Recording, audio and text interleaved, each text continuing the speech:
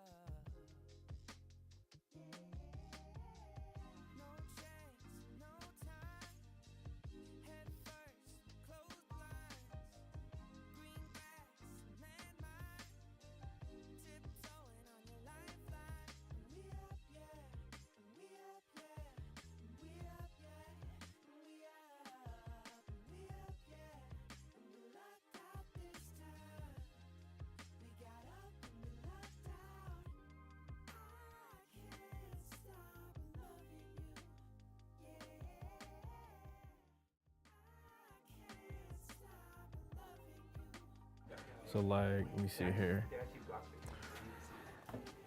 So if you're ever curious, like on the DJ side of stuff, like they have a site on here as far as like what works with it.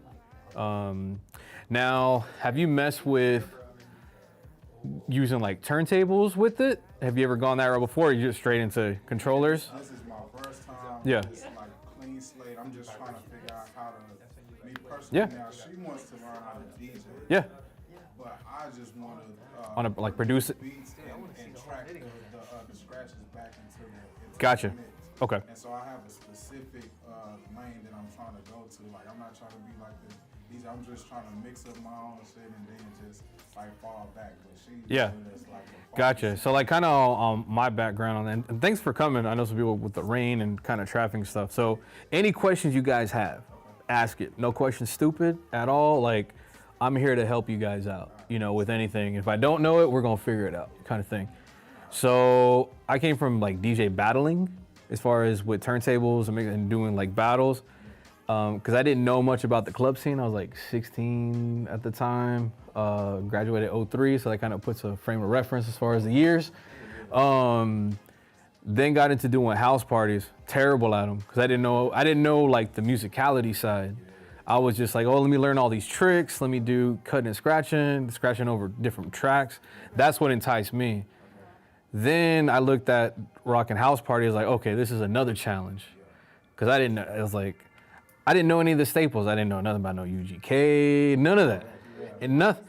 So the sense of, I was just, when it came to battles, I was only into like, say, East Coast hip hop and like kind of electro beats kind of thing. And like some house music at the time.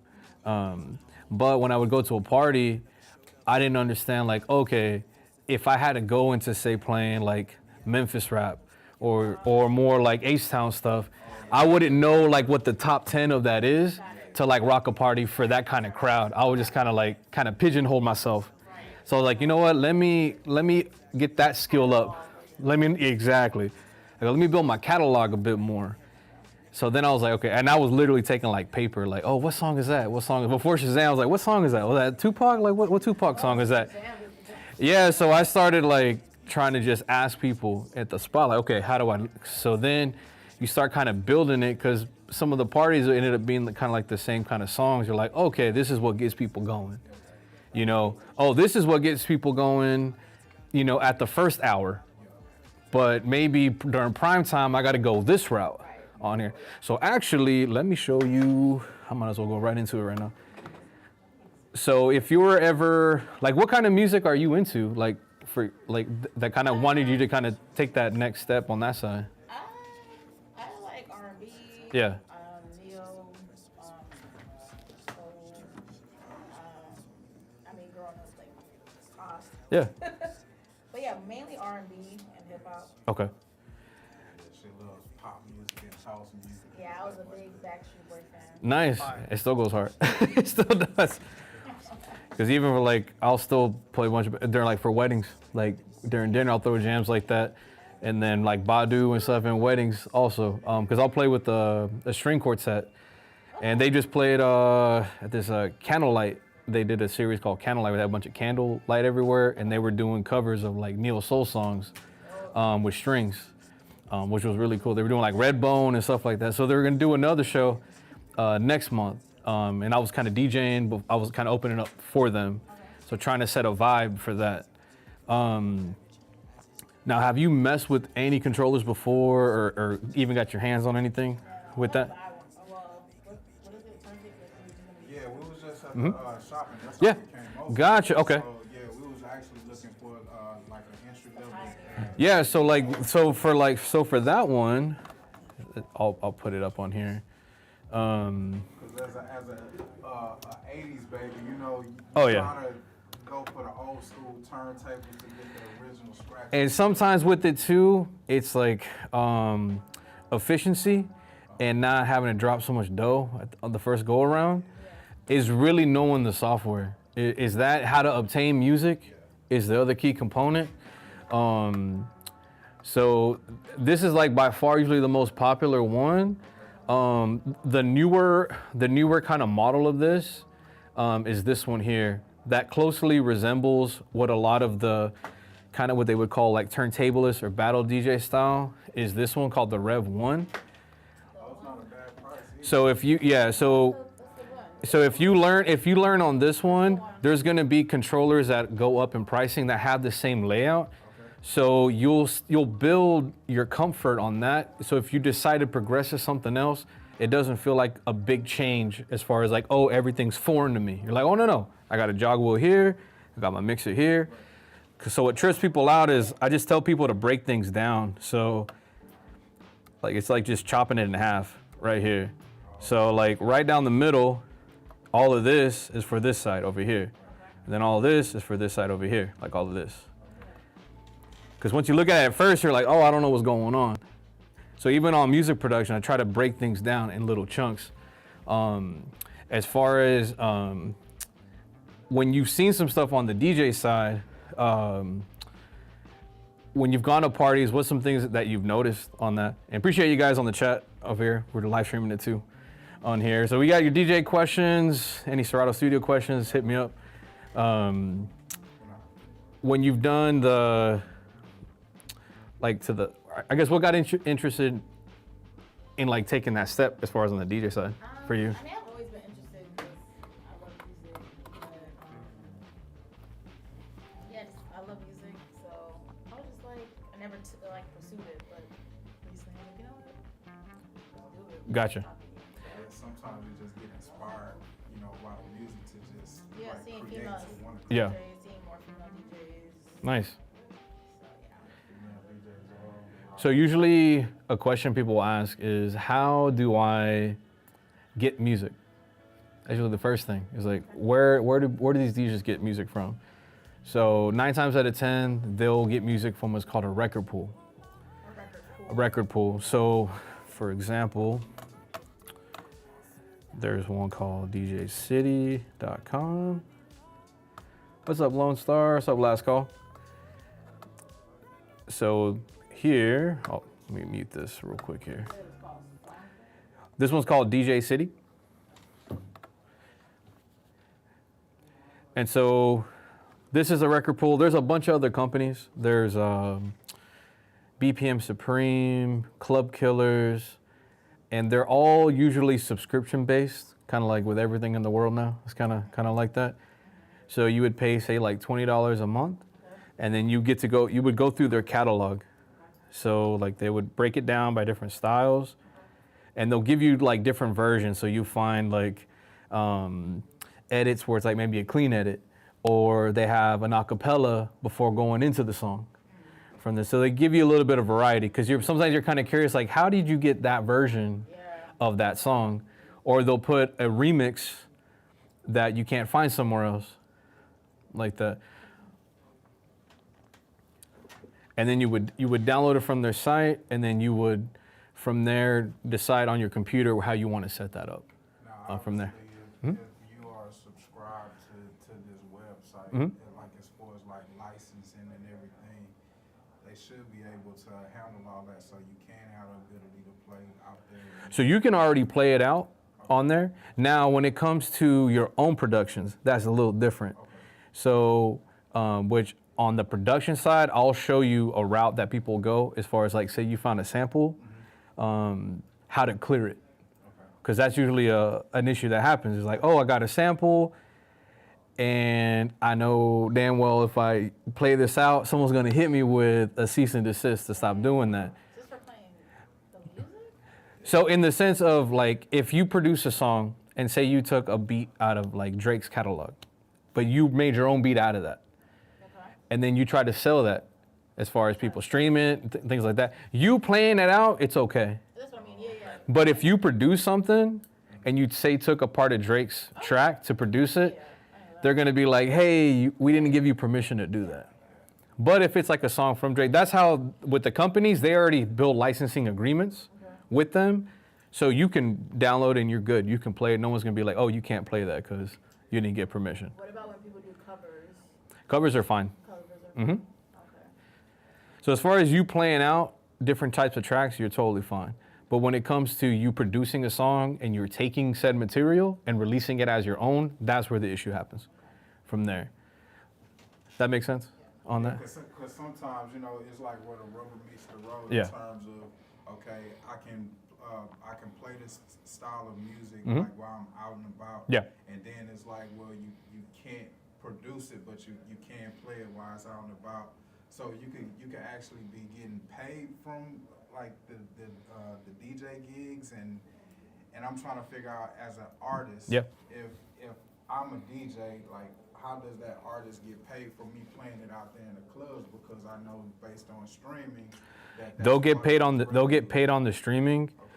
The DJs playing it is more like on a promotional side, Oh, okay. in hopes that they go ahead and Shazam it and then play it off of that. Okay. Because once you Shazam it, it's going to give you a link to go and play it, Okay. say on Spotify, and then like on that end, they use a distributor. Like I'll use one that's called DistroKid. And if anything goes over your head, let me know. Let me know on that. Yeah, hit the pause button and I'll try to clear it up. So for me, like when I'm sampling, I actually use this website that's called Tracklib. Yeah, I've heard of Tracklib. And so the way it works is, again, is a lot of the times it's like on a monthly. So they'll give you credits. So like I have 15 credits, and then what I'll do is I'll go and you can just go through different tracks. They have different collections. So say you're looking for something, say that's like jazz, for example. Then you can like audition what the songs are. See if I can play this out here. Oh. So they give you like a preview of what it is. And then from there, you have what's called a licensing, like pricing for it. So to clear this sample, it costs $50. Meaning, after you produce it, you take whatever you need from there. It's gonna then tell you, hey, what part of the song did you sample? How long did you sample? 5 seconds, 10 seconds, 30 seconds. Once you clear that, you would pay, you'd pay the $50, and then now you have a license to put it on a commercial, on anything, with no issues at all on there. Does that make sense? Yeah. On there? Gotcha. So with here, like it'll tell you, how much time did you use, and they'll tell you like, oh, okay, when you register your song, I don't know if you ever heard the word BMI or ASCAP, things like that. Yeah, They're gonna give you, I interviewed with them once. yeah, they'll give you, it's like, hey, you gave it a shot. You shoot your shot, right? They'll send you like information like, hey, these are the writers of the original sample, and then you give them the credit plus your credit, and then once that's done, it's gonna look something like this here. Because the old school way of doing it really sucked. So the way you would have to do it is find especially if you sampled off a vinyl, you'd have to find the record label, you'd have to call them, you gotta find out who's the publisher of that company, if they're even still around. Then they gotta see if they agree to let you sample it, and they're like, oh, I don't like what your content is, I don't wanna release it. And then from there, it's negotiating like, well, I can pay you 20, like, oh no, we want half. Or we want 75% of everything you make. So there's a lot of hoops that you gotta go through. Some of them are pretty easy, like, oh yeah, pay us $500 and you're good. So this kind of alleviates all of that stress because you're handling all here. So that's if you're like on the sampling end, as far as trying to like kind of dig in the crate, so to speak. So there's this site here that you can use. There's another one that's called Splice, is another one. I know I'm kind of jumping around DJing and production a little bit here. So this one is called Splice. So I kind of call this one kind of like the music producer's grocery store. So you got your produce section, you got your meat section, where you're like, oh, I need to find like new kicks and snares, or need to find samples. Again, kind of a credit-based kind of deal. So from here, they have like different packs that you can go through. So I'm just gonna pick this here. And you can audition like what it is. And they really break down what's in there. So say you're only looking for piano, you can just click piano and it'll filter that. So say I'm going with chords. Let me see what kind of chords they have. And you just audition what you want. You kind of go down the list.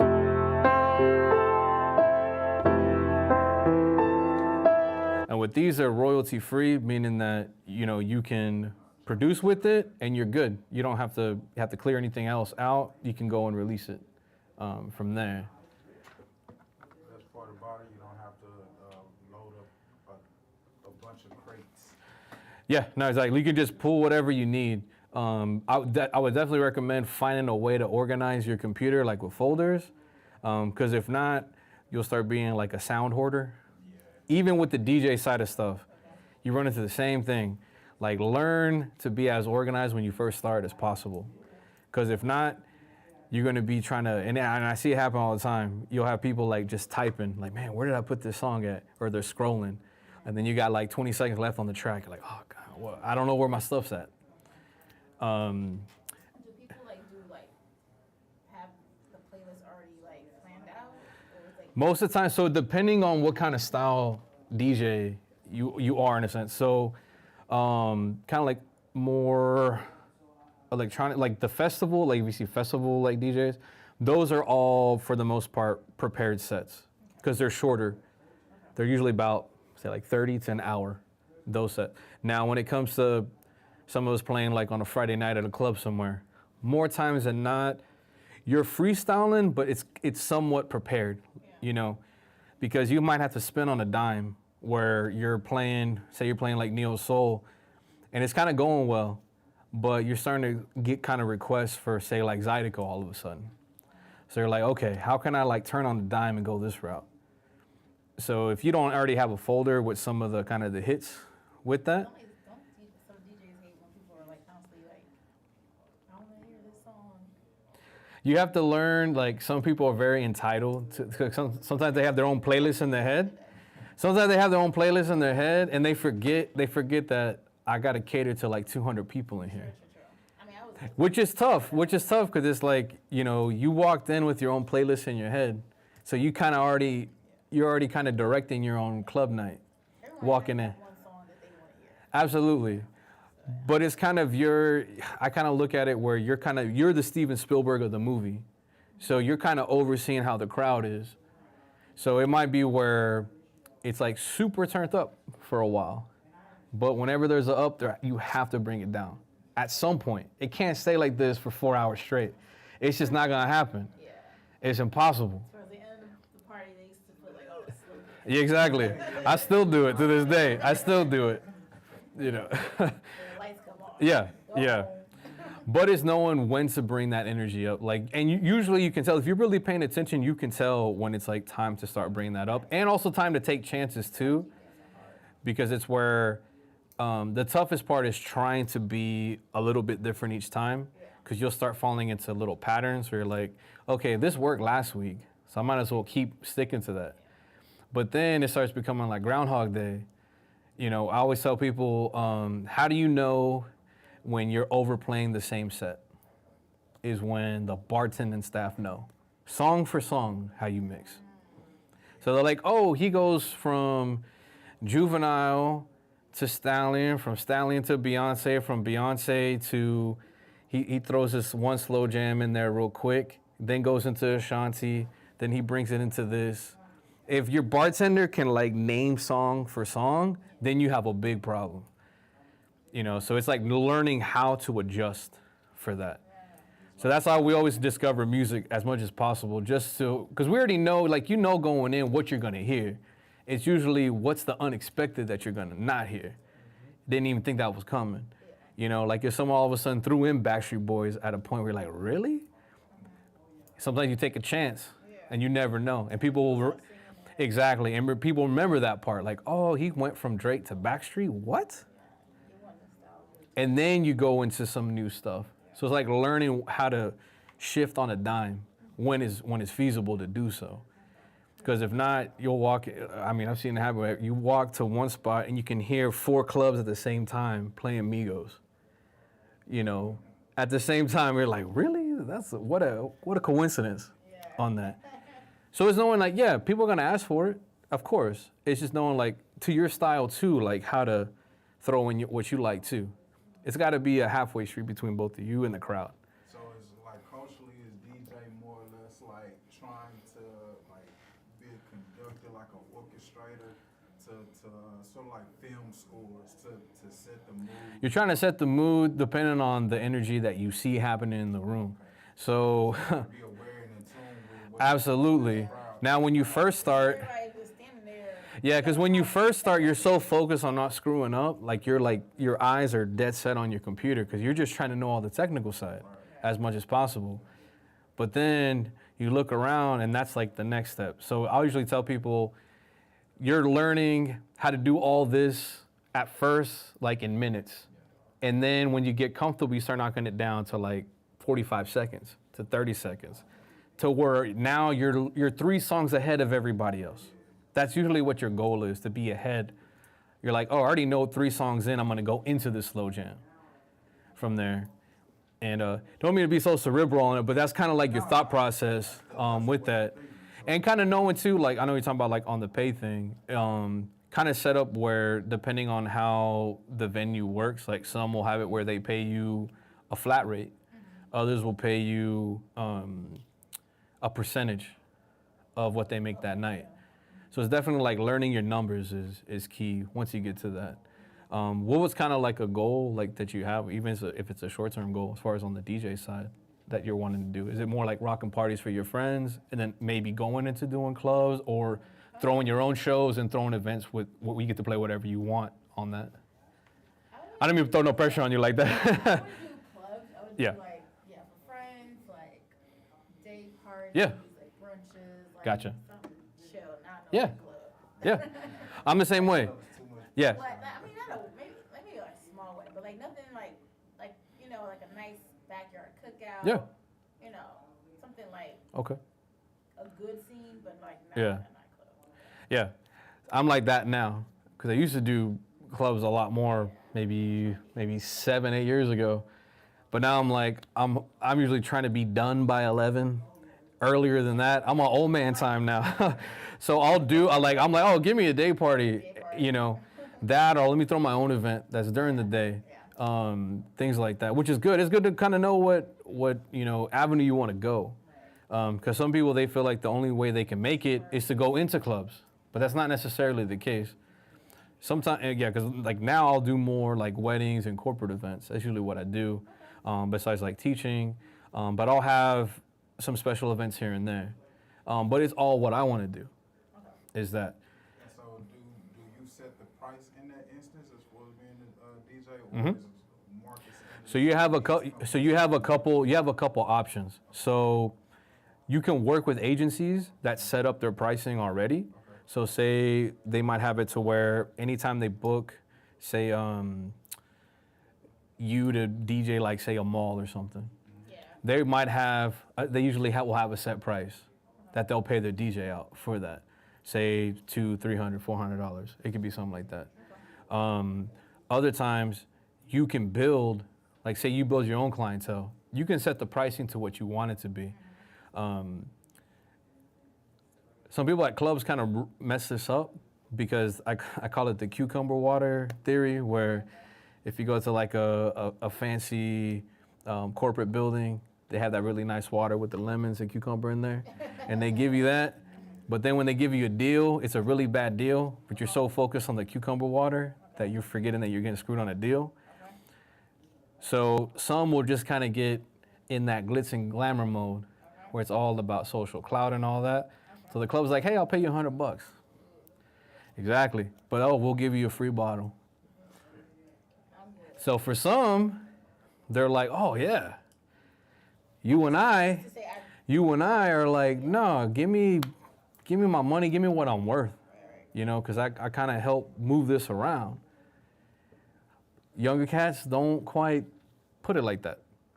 So, Sometimes it depends. There's always exceptions. So if it's an event where on a networking side it can help you out, then yeah, you can balance it out. But at the same time, you'll know if you're kind of getting the short end of the stick.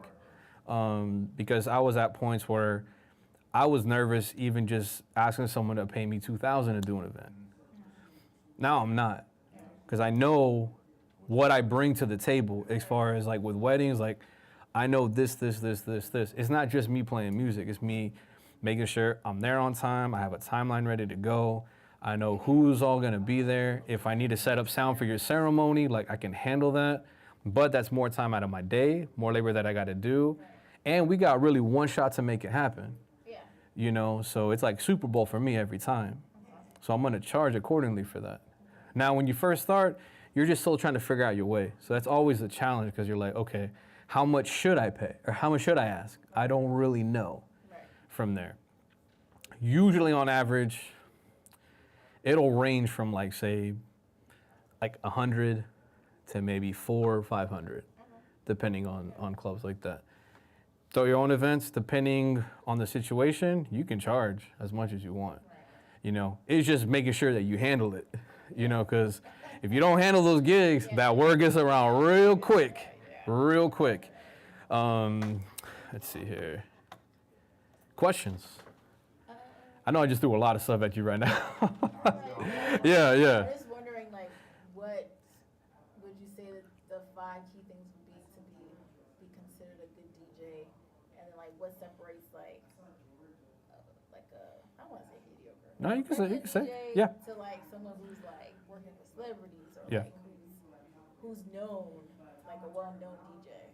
So definitely would be who they surround themselves with, like network-wise, on that. But at the same time, on the skill level, because just knowing a bunch of people will get you so far to a certain point. But then when they actually throw the opportunity, you better be prepared, because if not, they're like, yeah, you fam, but you kind of mess up this party, you know? Like, we gotta holler at my other cousin real quick, because you didn't quite hold it down. Definitely just treating all your events like they're almost like your last one, and trying to knock it out the park every time. Where some people slip up, like say there's a celebrity DJ and you're opening for them, the number one rule you don't do is you play all the hits if you have a celebrity DJ or anyone you're opening up for. I see this mistake happen to this day. Reason being is if you play like all the hits and now you have the prime time showing up, you're gonna repeat. And now you mess up the whole night, because now if people were already there, like, oh, you already played all the Drake, you played all this. You're supposed to just put it on a silver platter for them. Definitely knowing your clientele, I would say as important as hell, is to know your clientele, what their needs are, what their wants are, and building your music around that to cater to that. Yes, with a wedding, they're gonna give you like the songs that they want to be played at their wedding. That and you kind of poking as far as the information about it. So, because some people have the assumption like, oh, just play wedding music. You and to me it's like, well, what is that? I ask them, I'm like, hey, what's your family like? What do you guys like? When you went to college, what did you listen to? What was something that you guys played on your backyard cookouts? Like, what was a family thing? Because I've had weddings where they were jazz dancers. That's what they listened to all the time. They were all like trained jazz. I couldn't do that to save my life. But what it let me know was like, okay, let me try to find some remixes that are like that. So I would find pop remixes that were like swing jazz form of new stuff. I had one wedding where the groom was really into Wu-Tang, him and his buddies. So I was like, man, what can I do to play Wu-Tang? Because I asked her, like, what's your demo here? Like, what's your demographic of people? And they're like, oh, we got, we have some kids there. So I'm like, okay, I can't do certain ODB songs. And they had grandparents and stuff. So I kind of go through like Spotify playlists and things like that. I ended up finding a band that plays Wu-Tang covers.